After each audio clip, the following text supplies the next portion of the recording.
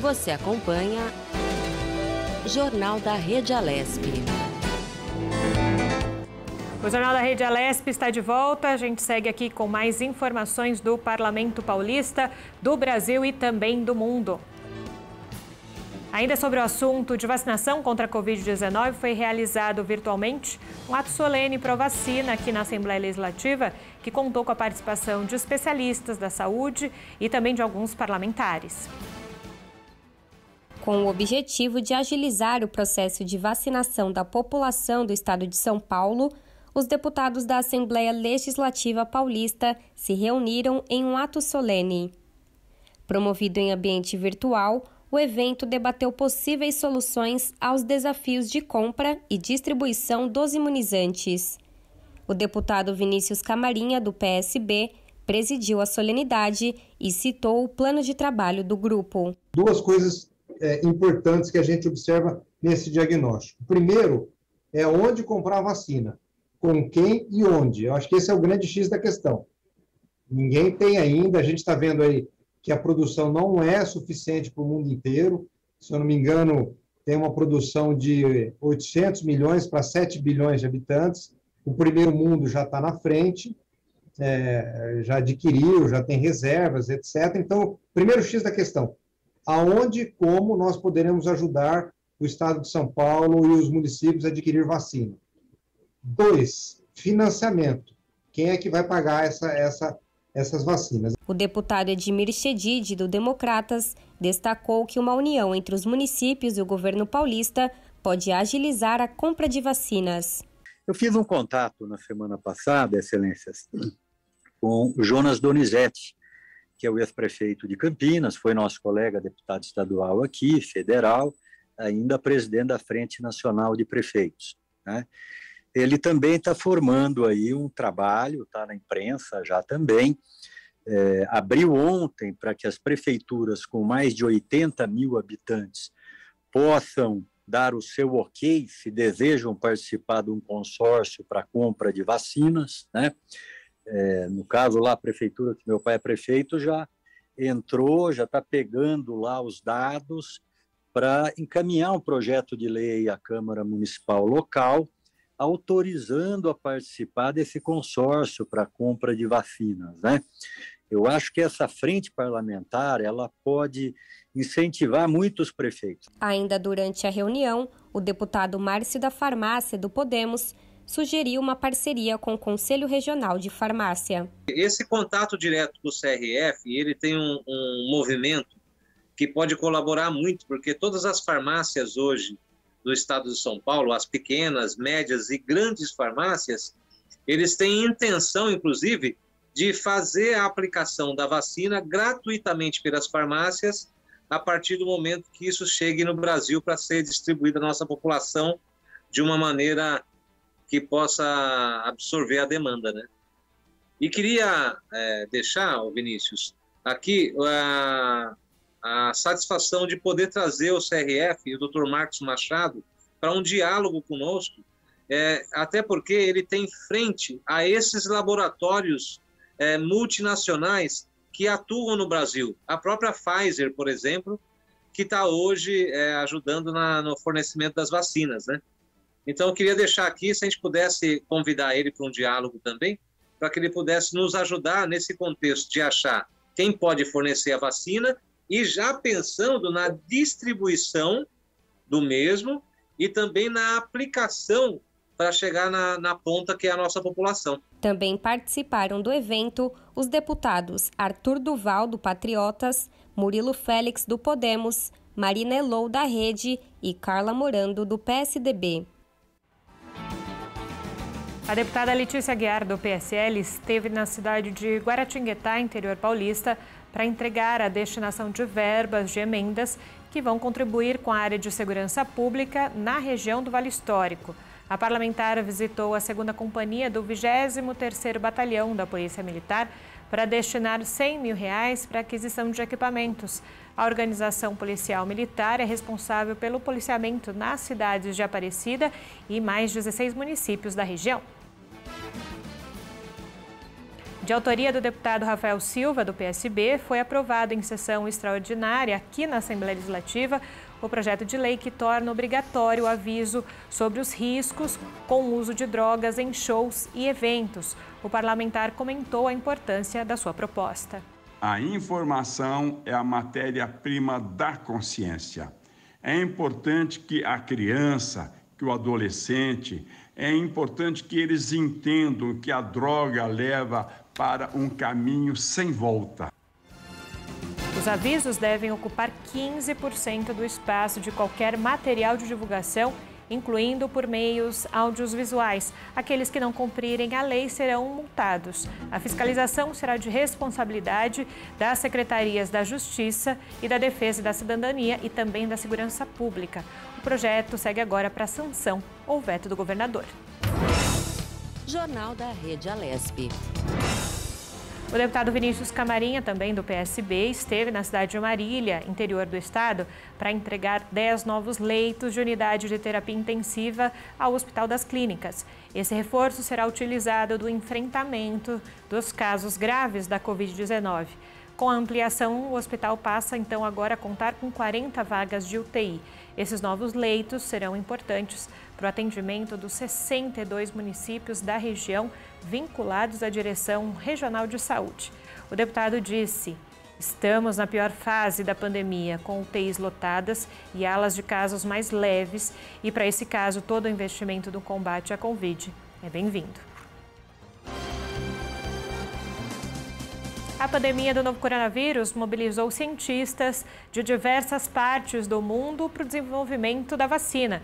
Nesse contexto, o primeiro evento do ciclo ILP-FAPESP de Ciência e Inovação de 2021 discutiu a elaboração de programas para a produção do imunizante.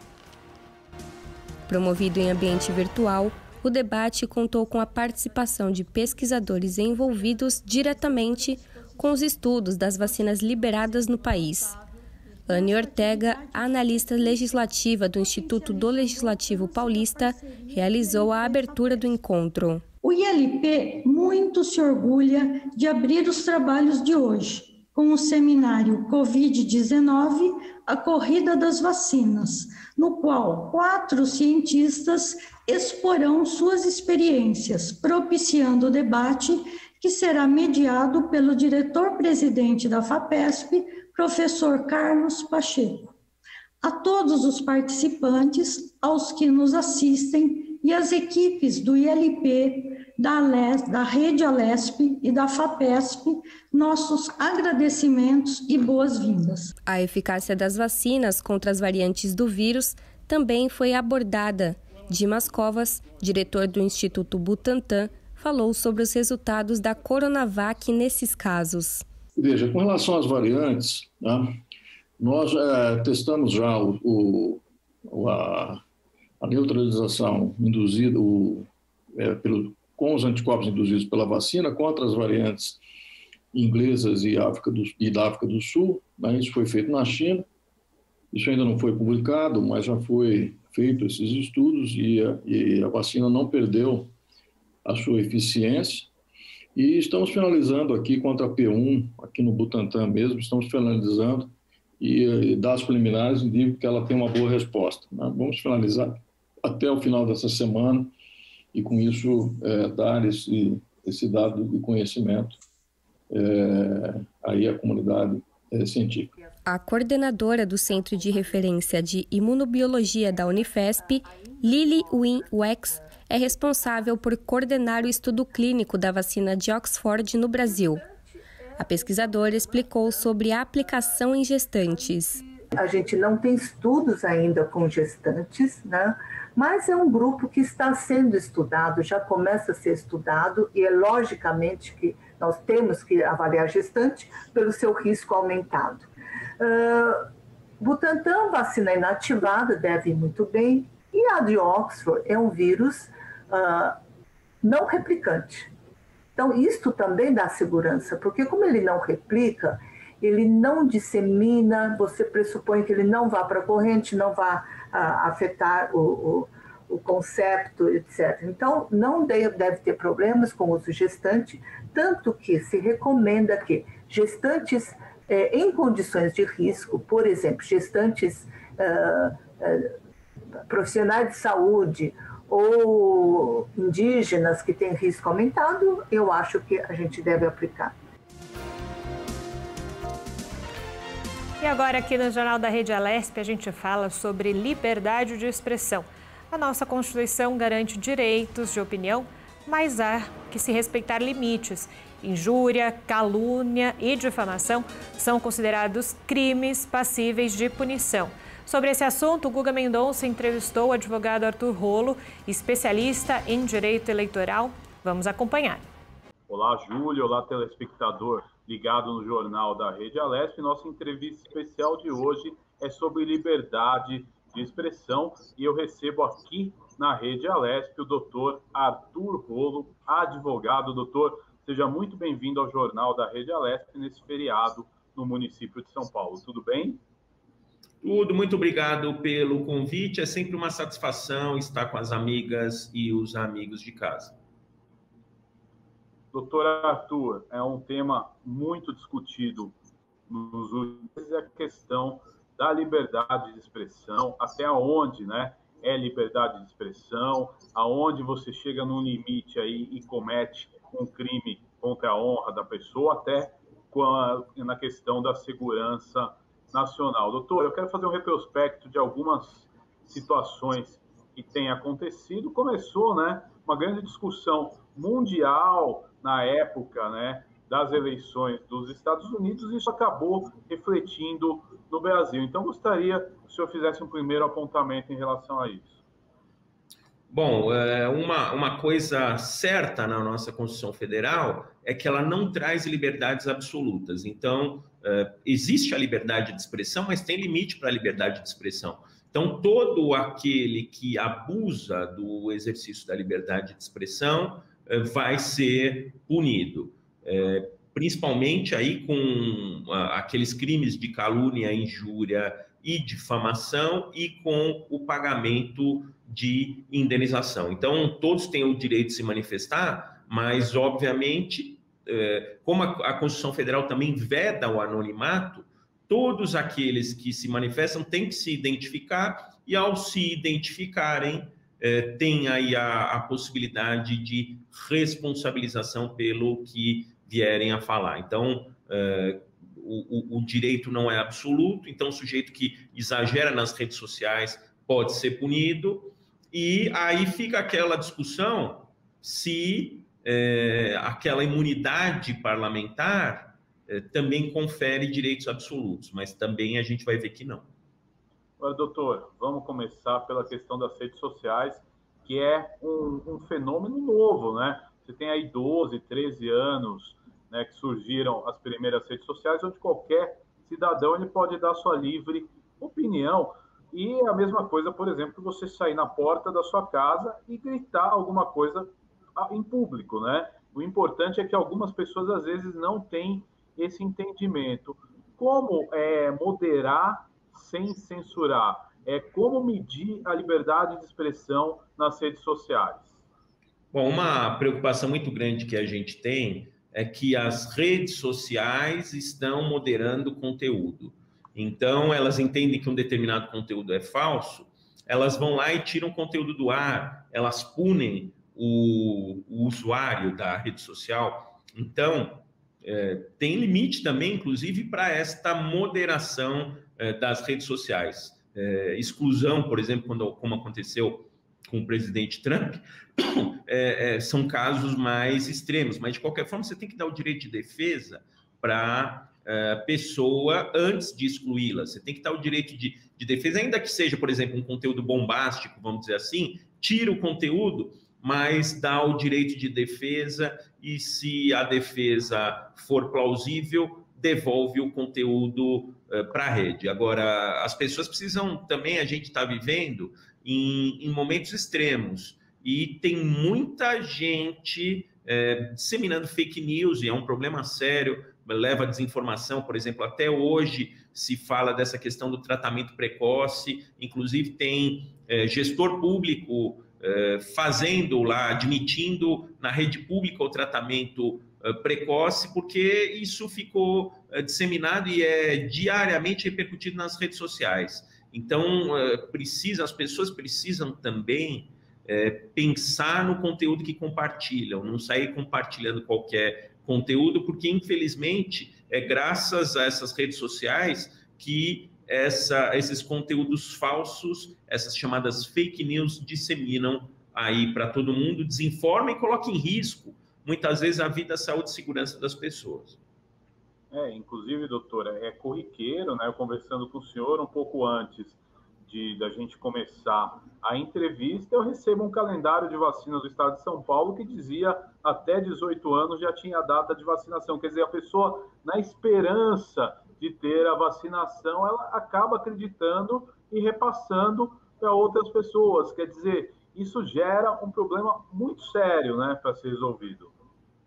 Com certeza, isso acaba gerando uma desinformação. O objetivo das redes sociais é o congraçamento entre as pessoas, mas também informação. Muitas informações para o meu dia a dia, hoje eu obtenho de redes sociais. Só que a gente tem que conferir o conteúdo. Existe uma sensibilização muito grande da notícia falsa. A notícia falsa, ela convence muito mais, muitas vezes, do que a notícia verdadeira. Ela às vezes é o que a pessoa quer ouvir, né? Então, justamente, ela acaba disseminando porque aquilo agrada a ela, né? Justamente, ela acaba gostando daquele conteúdo e aí ela acaba, óbvio, todo mundo, quem é que não quer o tratamento precoce? Se a gente tivesse o tratamento precoce efetivo, será que iam estar morrendo tantas pessoas? Mas esse tratamento precoce foi estudado no mundo e se revelou ineficaz, mas ainda tem gente que compartilha isso. Questão da vacina, tem gente, inclusive, que está compartilhando anúncio de vacina sendo vendida na internet. A gente sabe que está faltando vacina para o poder público comprar. Imagina se a gente consegue comprar vacina pela internet. Então, isso é falso, isso é golpe. Mas tem gente que vai lá e compartilha por esse convencimento que você falou. Essa notícia falsa, ela acaba seduzindo, mas a recomendação que a gente dá para todas as pessoas é que só compartilhem conteúdos verificados, conteúdos verdadeiros. Chequem o conteúdo antes de sair disseminando, porque aí vira este poderio das redes sociais de restringir e até de excluir usuários, porque tem usuário também, vamos deixar claro, que deliberadamente, conscientemente, compartilha fake news. Aí, obviamente, dando o direito de defesa, como a gente está dizendo aqui, aí esse usuário pode ser excluído, sim. Mas, doutor, é importante a gente trazer informação para o nosso telespectador. Quem propaga fake news, quem pega essas notícias e espalha, ela pode ser responsabilizada de forma civil, forma criminal? Como é que funciona isso? Porque muita gente fala, eu só passei a informação, mas essa informação ela pode prejudicar, obviamente, outras pessoas. Como funciona isso no campo jurídico, doutor?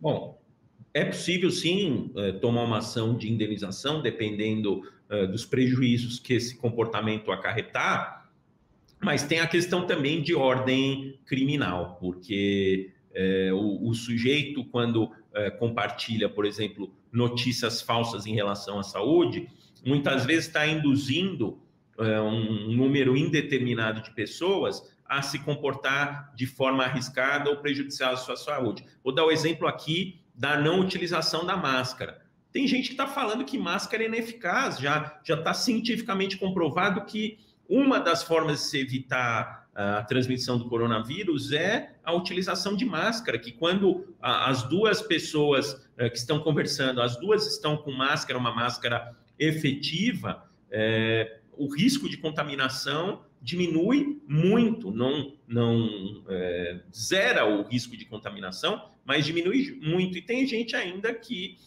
fala que não é para usar máscara. Quando uma pessoa compartilha uma notícia dessa, incentiva outras a se comportarem de forma a arriscar a sua saúde. E não é a saúde daquelas pessoas em si, é a saúde geral. E isso, sem dúvida nenhuma, pode configurar até crime. Agora, voltando ao tema central da entrevista, doutor, a questão da liberdade de expressão. Nós tivemos recentemente um parlamentar federal preso por fazer ataques ao Supremo Tribunal Federal. E aí eu lhe pergunto, qual que é o limite, qual que é a linha, né, da onde o parlamentar ele pode se expressar e aonde ele pode cometer um crime, por exemplo, contra a Lei de Segurança Nacional. E eu gostaria que o senhor explicasse também a diferença do parlamentar subir a uma tribuna do Congresso Nacional, de uma Assembleia ou de uma Câmara Municipal, e a diferença de uma declaração, por exemplo, nas redes sociais, doutor. Todo parlamentar tem a imunidade penal material que produz também efeitos na esfera civil. Antigamente, falava-se só em imunidade penal, e aí o parlamentar muitas vezes era alvo de ações de indenização.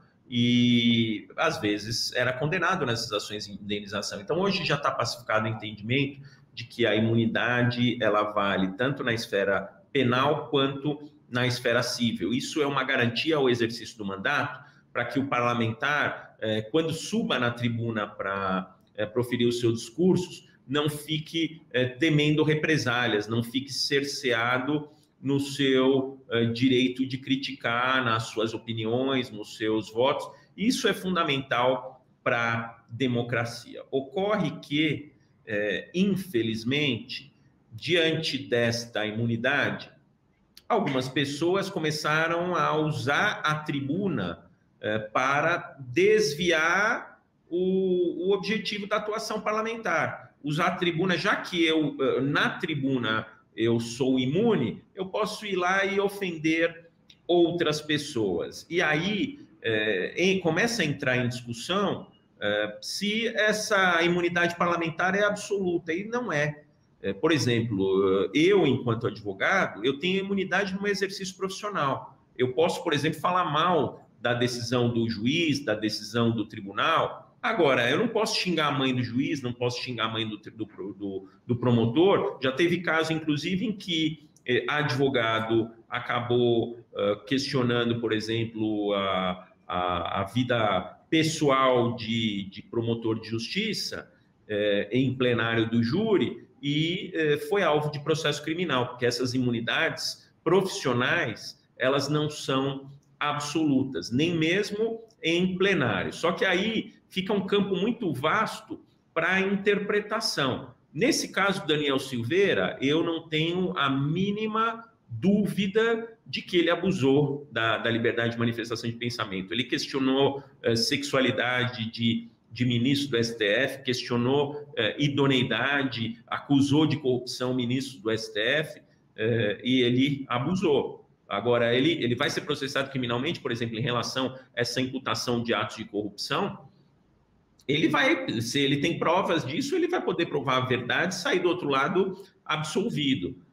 Mas ali ele fez determinadas considerações de ordem pessoal que não tem nada a ver com a atividade parlamentar dele. De qualquer sorte, eu acho que o tempo que ele ficou preso foi um tempo absolutamente exagerado. E existem questões formais nesse processo também que são discutíveis. Aquela história do Supremo Tribunal Federal investigar e, ao mesmo tempo, julgar, essa confusão entre o acusador e o juiz. Isso é preocupante também, mas, de qualquer forma, houve abuso ali, não há dúvida nenhuma.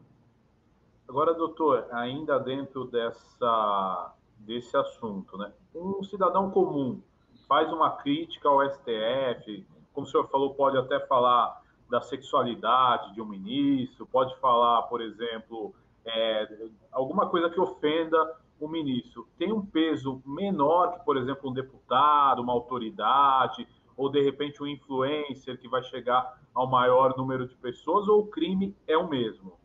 Então, tem uma teoria amplamente aceita pelos nossos tribunais, que é a teoria da proteção jurídica débil. O que significa isso?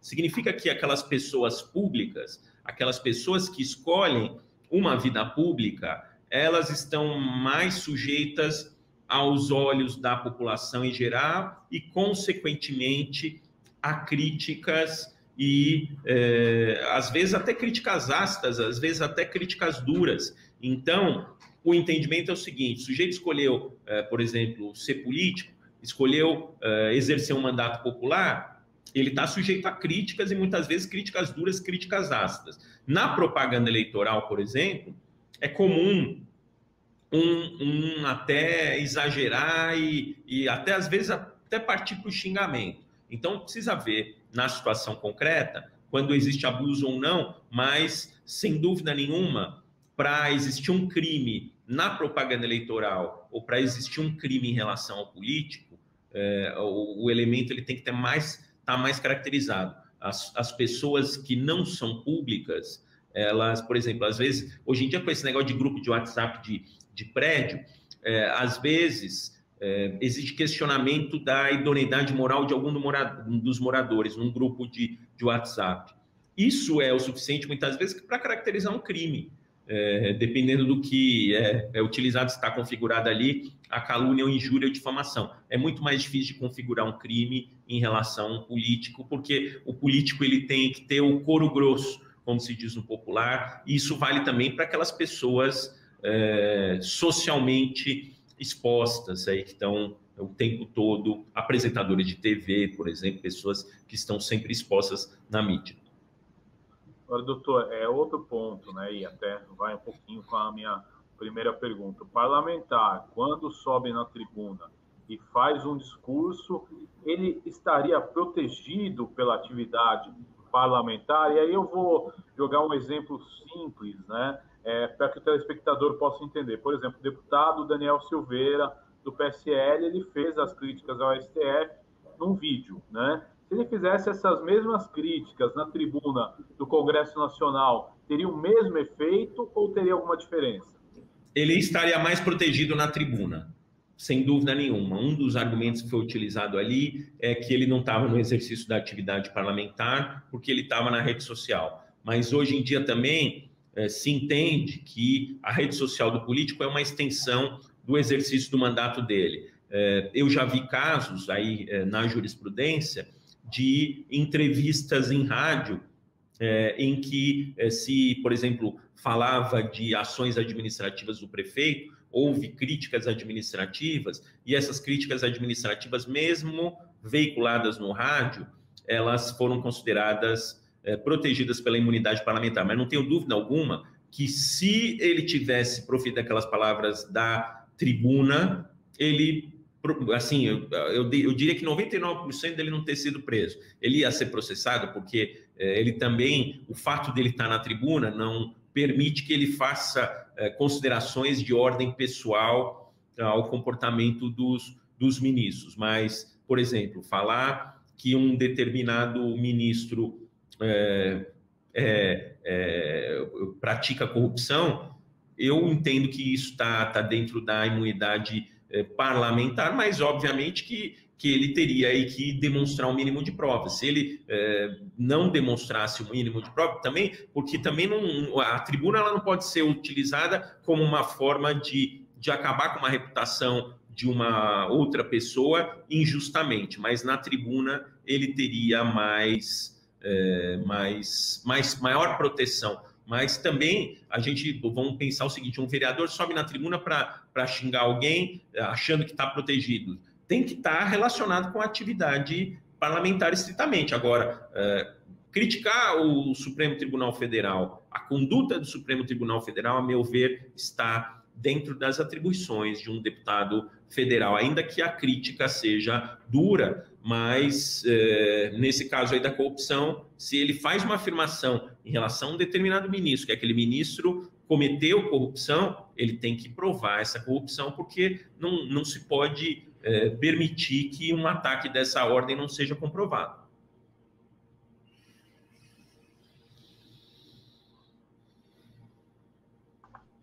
Doutor, outra questão importante até, para que a gente siga nessa linha. Os deputados estaduais, por exemplo, e os vereadores, eles têm essa mesma proteção dentro de uma tribuna, ou isso seria só para os parlamentares federais e, de repente, os senadores. É igual essa situação? Cada parlamentar tem imunidade parlamentar nos limites das suas atribuições funcionais, que normalmente estão relacionadas ao âmbito territorial de sua atuação. Traduzindo, um vereador de uma cidade, ele pode criticar as esferas de poder daquela cidade, até, por exemplo, tem vereador que está criticando as ações do governador agora em relação à pandemia, tem vereador que está criticando as ações do judiciário estadual em relação à pandemia. Isso está relacionado à sua atividade. Estando relacionado à atividade, tanto o deputado estadual quanto o vereador tem imunidade. Mas, assim, dentro da crítica política, dentro da função de vereador, que é promover o bem da população no âmbito do município. Dentro da função do deputado estadual, que é promover o bem da população no âmbito do seu respectivo estado ou do distrito federal, aí no caso dos deputados distritais. Então, precisa ter lá um interesse público que justifique a manifestação crítica. Não pode chegar um vereador, não pode chegar um deputado estadual, pura e simplesmente usar o tempo livre da tribuna para falar de um assunto, as duas empresas, sei lá, picareta, fulano ficou me devendo. Vamos pensar o seguinte, que um deputado estadual, um vereador, seja credor de uma determinada pessoa. Ele não pode chegar e subir na tribuna para ficar cobrando a dívida e ficar reclamando que não recebeu, chamando o devedor de caloteiro, acabando com a reputação e com a vida do devedor, porque isso não é algo relacionado à atividade parlamentar. Tem que ter relação com a atividade parlamentar para ter a imunidade. No caso do Daniel Silveira, até existia. O problema é que ele desbordou muito ali repito, ele fez insinuações em relação à vida pessoal de ministro do STF. Aí é complicado. E chamou, adjetivou também, ofendeu, chamou de uma série de nomes chulos os ministros do STF. Aí isso ultrapassa a crítica. Para criticar, você não precisa xingar. Ele xingou, ele extrapolou. Doutor, agora outra questão que tem sido muito discutida, principalmente nos últimos dias, né? É a questão de um influencer, né? Eu vou citar o nome, Felipe Neto, né?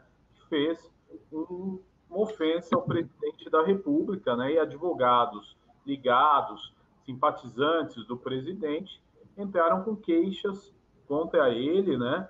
E baseados na Lei de Segurança Nacional. Gostaria que o senhor comentasse em relação a isso, e depois a gente entrar no ponto. O cidadão comum, de repente, ele pode, na visão dele, falar um exemplo, o presidente da República é genocida.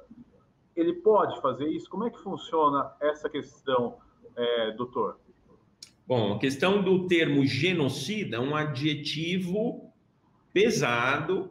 Tem gente utilizando esse adjetivo como crítica administrativa, mas o genocida mata as pessoas deliberadamente, mata as pessoas conscientemente, dolosamente. Ele dirige todas as suas ações para aquela finalidade. Nesse caso específico do presidente Bolsonaro, as acusações que pesam sobre ele é de má gestão da pandemia e de omissão em relação a atos, por exemplo, em relação a colocar no Ministério da Saúde um sujeito que não é médico. Agora fica essa discussão, troca o ministro da Saúde, não troca o ministro da Saúde? Será que o substituto, quem é o ministro da Saúde? É o substituto ou é o substituído? Porque fala-se, por exemplo, que essa substituição está demorando porque ele estaria tentando criar mais um ministério para manter a prerrogativa de foro do ministro Pazuello. Enfim, ficam todas essas questões sendo feitas, mas não se pode atribuir ao presidente da República, por mais que não se concorde com a política que ele vem adotando, a conduta de deliberadamente matar as pessoas. As ações dele, omissivas ou comissivas, a má gestão da pandemia, é certo que estão aumentando o número de mortes. Eu acho que, em relação a isso, não se tem muita dúvida, mas daí a usar o termo genocida, mas o que a gente percebe? Existe uma banalização de determinadas expressões. Então, por exemplo, o termo fascista, inclusive na última eleição, várias vezes foi utilizado o termo fascista para pessoas apoiadas pelo presidente. Esse termo já vulgarizou, e o genocida está vulgarizando também. Por mais que seja um termo forte, ele acabou vulgarizando. E o termo que é utilizado, ele não tem mais aquela acepção, aquele significado que tinha antigamente. Então, enquadrar isso na Lei de Segurança Nacional me parece um exagero. Agora, tirar esse conteúdo do ar me parece razoável? Sim, sim. Processar criminalmente alguém por isso eu acho um exagero. Agora, ordenar a retirada desse conteúdo do ar, porque ele não corresponde à realidade, eu acho que é bem plausível. De repente, uma ação de indenização pelo tempo que esse conteúdo ficou no ar, me parece plausível. Agora, enquadrar criminalmente na Lei de Segurança Nacional, que o ministro Lewandowski já chamou de fóssil normativo, a lei de imprensa, a gente lembra, ela existia, era aplicada, em um determinado momento o STF foi lá e derrubou. Eu acho que essa Lei de Segurança Nacional, no próximo julgamento do STF, porque com certeza vão discuti-la no STF, algum partido político vai entrar com essa discussão, ela vai cair. Agora, doutor, outra coisa importante ainda dentro dessa linha. Você acha, então, que provavelmente o STF ele mexa nessa questão da Lei da Segurança Nacional e, teoricamente, teremos mudanças breves aí? Eu acho que a tendência do STF é considerar inconstitucional a Lei de Segurança Nacional, que é uma lei de 83, que é do fim do período da ditadura militar e que não teria sido, segundo, por exemplo, já o que o ministro Lewandowski já disse, não teria sido recepcionada pela Constituição de 88, que coloca lá como valores inalienáveis a democracia, a possibilidade de emissão de opiniões. Então, me parece um exagero. Agora, eu queria também ponderar o seguinte, essas mesmas pessoas que acusam o Felipe Neto de crime contra a segurança nacional, muitas vezes têm acusado o STF de ditador, de arbitrário em relação ao Daniel Silveira, porque fazer manifestação falando que é para fechar o STF também é crime contra a segurança nacional. Então, aquela máxima popular, né? Pau que dá em Chico, dá em Francisco. Quer dizer, não dá para usar dois pesos e duas medidas. Ou é crime de segurança nacional para todo mundo, ou não é crime de segurança nacional para todo mundo. Então, essa lei, se ela cair, ela não vai valer para mais ninguém. O que não dá é determinados grupos defenderem a aplicação de lei de segurança nacional para o presidente Bolsonaro e não defenderem para o STF, defenderem para o STF e não defenderem para o Bolsonaro, porque várias manifestações antidemocráticas foram feitas por correligionários do presidente Bolsonaro contra o STF e não se falou, a não ser nesse inquérito do STF que estão questionando, estão dizendo que é um inquérito completamente ilegal, esses apoiadores do Bolsonaro. Então, quer dizer, não dá para ter dois pontos de vista, tem que ter um ponto de vista só em relação à lei. Doutor, para a gente finalizar essa entrevista especial, eu quero saber do cidadão comum, pessoas aí comuns que têm, de repente, ofendido o presidente da República. Elas podem sofrer sanções ou elas estão no direito pessoal, de repente, de dizer o que pensam? Com certeza podem sofrer sanções dependendo do que disserem, se houver exagero. O Felipe Neto está sendo processado porque o que ele diz tem uma repercussão muito grande, dado o número de seguidores que ele tem. Ele é um influencer digital, talvez hoje um dos maiores influenciadores digitais do país, e tudo que ele diz tem um peso muito grande. A gente que é pequenininho, quando diz alguma coisa, tem um peso muito menor, mas dependendo se algum amigo do presidente da República, por exemplo, estiver na nossa rede social e levar para ele alguma crítica exagerada que a gente faça, alguma ofensa que a gente faça, pode acontecer de ser processado. Então tem que tomar cuidado. Vamos criticar, sim, isso é uma conquista inarredável da democracia, mas criticar com responsabilidade, criticar com educação, criticar sem exagero, porque isso contribui para a democracia, não ofensa. Doutor Arthur Rolo, eu quero agradecer a sua participação no Jornal da Rede Alesp de hoje. É uma próxima oportunidade aí de você trazer informações aí para os nossos telespectadores. Muito obrigado, viu? Eu agradeço muito a você e também aos amigos da Rede Alesp. Voltamos ao estúdio da Rede Alesp com o Jornal da Rede Alesp. Até já. O Jornal da Rede Alesp fica por aqui. Nós voltamos amanhã, no mesmo horário. Uma boa tarde a todos e até lá.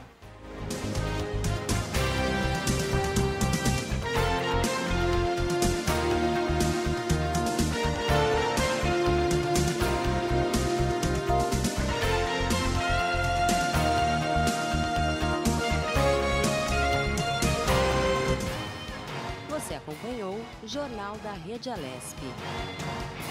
Tudo sobre o Legislativo do Estado de São Paulo.